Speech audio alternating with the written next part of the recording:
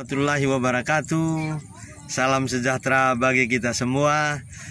Pada hari ini kita bertemu di Kasiman Brutu Channel, membahas tentang hal-hal yang sifatnya viral pada saat ini, yaitu pengadaan barang jasa melalui COD. Di masyarakat sering terjadi kegaduhan, seperti baru-baru ini ada berita bahwa kurir diancam oleh konsumen atau pembeli atas pembelian barang melalui online dengan sistem pembayaran COD. Ada juga mama-mama katanya memaki-maki, ada yang juga bapak-bapak membawa golok kepada kurir tersebut.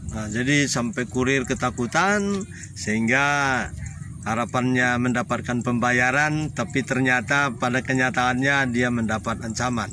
Dalam hal ini timbul pertanyaan, siapa sebenarnya yang salah? Yang salah itu perlu kita kaji. Kalau dari sudut pengadaan barang jasa pemerintah, maka sistem pembayaran itu umumnya COD, bahwa kurir membawa barang dari penyedia ke tempat pembeli, ya dalam hal ini pemerintah, dibeli barangnya, maka diperiksa dulu spesifikasinya maupun volumenya. Dua hal yang diperiksa, apakah barang yang dibeli oleh pemerintah tersebut telah sesuai dengan spesifikasi, telah sesuai jumlah yang dibeli. Ini harus diperiksa dan dibuat berita acara pemeriksaan. Begitu juga seharusnya dalam rangka melindungi tiga aspek tersebut. Aspek pertama, harus terlindungi konsumen sebagai pembeli, terlindungi kurir yang membawa barang, ketiga terlindungi penjual atau yang memiliki barang tersebut. Untuk itu, supaya tidak terjadi kegaduhan, maka seyogyanya di masyarakat itu atau di lapangan sistem penjualan online ini harus ada dibawa kurir berita acara pemeriksaan barang. Maka setelah diperiksa apakah telah sesuai volumenya, telah sesuai spesifikasinya. Misalnya dibeli handphone, yang datang itu apakah telah sesuai handphone yang dibeli maupun jumlahnya. Jangan nanti ternyata di dalam box itu batu bata. Ini yang harus dihindari bagi seorang konsumen.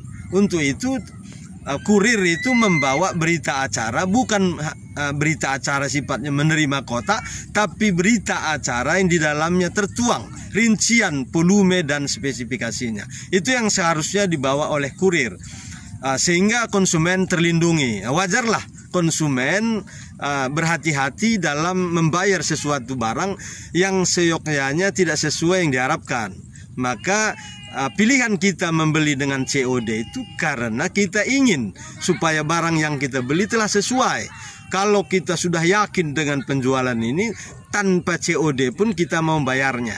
Tetapi pilihan COD ini itu adalah agar terlindungi dari upaya-upaya pembelian yang tidak sesuai dengan harapan. Itu dari pihak konsumen. Dari pihak kurir, supaya terlindungi atas jasa dia mengantar barang itu terbayar walaupun tidak sesuai dengan spesifikasi. Misalnya begitu kurir serahkan kotaknya, dibuka bersama-sama dengan konsumen, ternyata tidak sesuai, dan oleh karena tidak sesuai dibawa kembali oleh pihak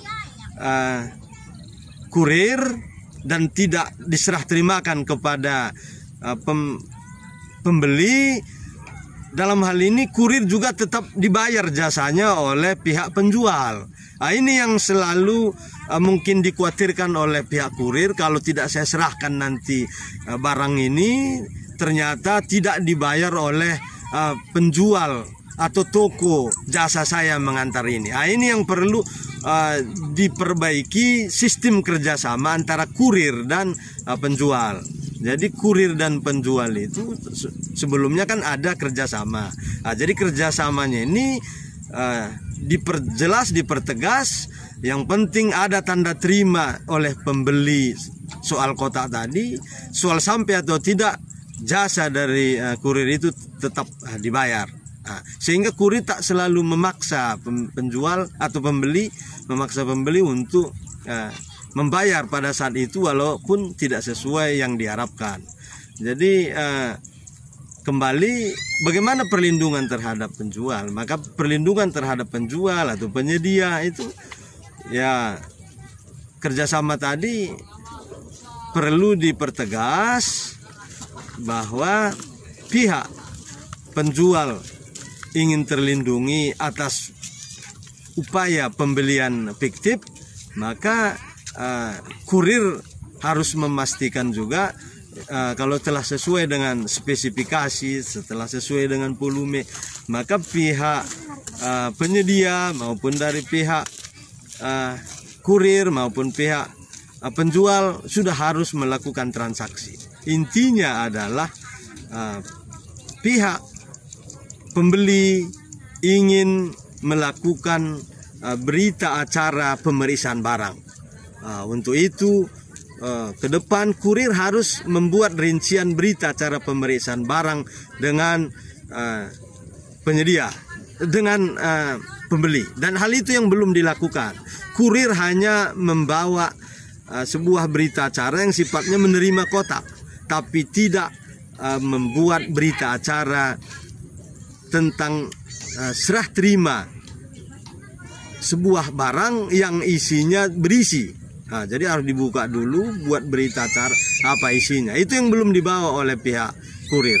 Ke depan kurir bawa berita acara serah terima barang itu beserta isinya, baik volume maupun spek. Setelah sesuai bayar, kalau tidak sesuai bawa pulang.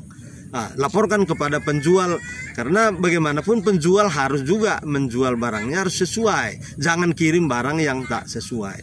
Untuk itu dalam hal ini terlindungi baik pihak kurir maupun pihak penyedia maupun dari pihak pembeli, terlindungi semua dari upaya-upaya gagal beli atau gagal transaksi. Untuk itu ke depan supaya tidak ada kegaduhan, sistem kurir dan sistem penjualan juga harus diperbaiki. Sistem apa?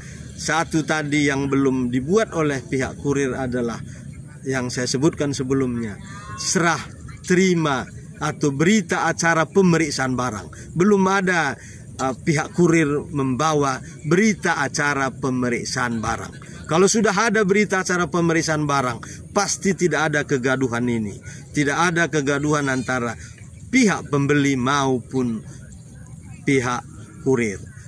Demikian saya kira, semoga ke depan penjualan dengan online itu tidak ada kegaduhan, baik dari sudut pembeli tidak merasa dikorbankan, kurir juga tidak merasa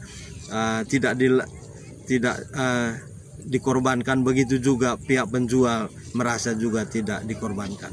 Demikian, salam pengadaan. Assalamualaikum warahmatullahi wabarakatuh. Salam sejahtera bagi kita semua.